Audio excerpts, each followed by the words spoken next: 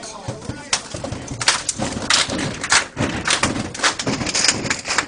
a tiger for life! I'm a tiger for life! Make Butler pay the price! Make Butler pay the price! When they step onto a field! When they step onto a field! They all get killed! And they all get killed! I'm a crazy tiger! I'm a crazy tiger! And we going to the top! And we going to the top! Tiger breakdown!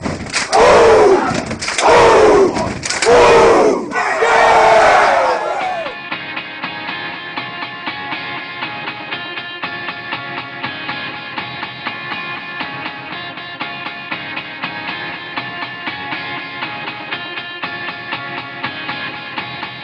Now when the sun come up. Hey Nash, I'm Brandon Lee. And I'm Kurt Gingrich. And we're here to bring you Nash Center. The top news of the weekend was NA's victory over Butler on Friday night. The Tigers remain undefeated after trouncing the Golden Tornadoes 48-0 in their first section game. Alex Papson continued his stellar season, gaining 240 yards on 17 carries for 3 touchdowns. Mike Booker completed 6 passes for 100 yards, including a 14-yard touchdown to senior Rob Kugler. To start off the second half, junior James Kleinhampel took back the kickoff 99 yards to set a WPIAL record. Also coming through for the special teams was senior Thad Dixon, who blocked a punt in the second half, which was returned for a touchdown. After the game, I talked with Thad Dixon, and he commented on his stellar play. I was like Flash out there," quoted Thad. On the defensive side, Nate Knockhazel tallied 3 sacks for a total loss of 39 yards, and Lucas Hook had 2 sacks. Kevin Cope and Rob Kugler led the team in tackles with 6 and 7 respectively, and Alex Greenblatt drilled through 2 field goals of 24 and 27 yards in the win. The North Allegheny boys soccer team also put up a strong showing on the weekend. First, they came back from a 2-0 deficit to defeat the Mustangs of Plum 3-2 on Friday afternoon. Not even a day later, the Tigers exploded for 6 goals and shut out Altoona, improving their record to 2-1 on the season. Matt Baird racked up 3 goals for a hat-trick on Saturday, and for his offensive efforts, the North Allegheny Sports Network named him as the Wright Automotive Player of the Game. After the game, Baird said, "It's all for the hot soccer moms. I keep scoring, they keep coming. Just ask Alex Perry." The Tigers will begin section play on Tuesday night when they travel to Seneca Valley to meet the Raiders in a 7:30 p.m. contest. The girls' soccer team lost a tough game over the weekend, Saturday night to Mars, by a score of 4-2. The girls take on section opponent Pine Richland tonight at Newman Stadium at 7:45. Come out and cheer the girls on.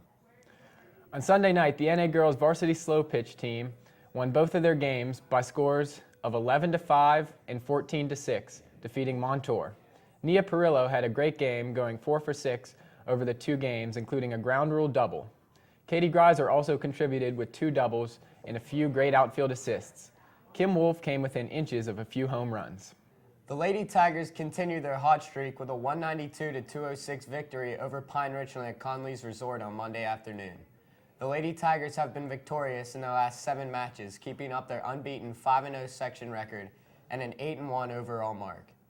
Saturday marked the start of the boys and girls cross-country seasons, and they got off to a great start at the Red, White, and Blue Invitational at Shenley Park, capturing first place in both boys and girls divisions. Senior Ryan Gill finishing 4th and junior Logan Steiner finishing 7th. For the girls, senior Eleni Muragis finished 13th to help the team to victory. The boys golf team restored their swagger last Thursday with a 184-210 victory over North Hills. The team now gets ready for 2 big section matches this week against Butler and Pine Richland. The NFL started their first week of the regular season this weekend. The Steelers opened up at home against the Atlanta Falcons, and fans were treated to a defensive struggle. Regulation ended in a 9-9 tie. Steelers kicker Jeff Reed was 3 for 5 and missed a field goal, which would have most likely won the game. Reed's missed attempt was preceded by a Troy Polamalu interception, which stymied any chance the Dirty Birds had of taking the game in regulation.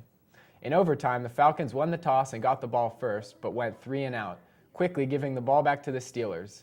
Then on the first play of their series, starting tailback Rashard Mendenhall took the ball 50 yards to pay dirt, ending the game 15-9. The Steelers moved to 1-0 after the victory and now prepare for a matchup against Chris Johnson and the Tennessee Titans in Nashville.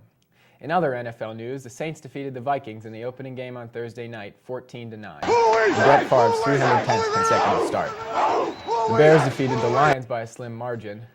What was thought to be the game-winning touchdown in the final seconds by Calvin Johnson was overturned in a controversial situation. The Houston Texans put up a strong showing against the powerhouse Colts, winning only their second game ever against Indianapolis, 34-24. With help from starting running back Arian Foster, who took 33 carries for 230 yards and 3 scores. The popular Super Bowl pick Green Bay Packers defeated the Eagles in Philly 27-20. Eagles quarterback Kevin Kolb got an early concussion. The past standout Mike Vick almost led a comeback in the fourth. The Redskins held off the Cowboys on Sunday night 13-7, thanks to many Dallas mistakes, including an awful blunder right before halftime. 2 showdowns took place Monday night with the Jets versus the Ravens and the Chiefs hosting San Diego. In a defensive slugfest at the new Meadowlands Stadium in Jersey, the Ravens beat up the Jets en route to a 10-9 victory. Kansas City outlasted the Chargers in a sloppy rain-filled matchup in the boisterous and newly renovated Arrowhead Stadium. In baseball news, the Pirates don't matter but are still playing baseball. The NL West race is tight with San Diego and San Francisco in a dead heat, followed by Colorado, who is 1.5 games back.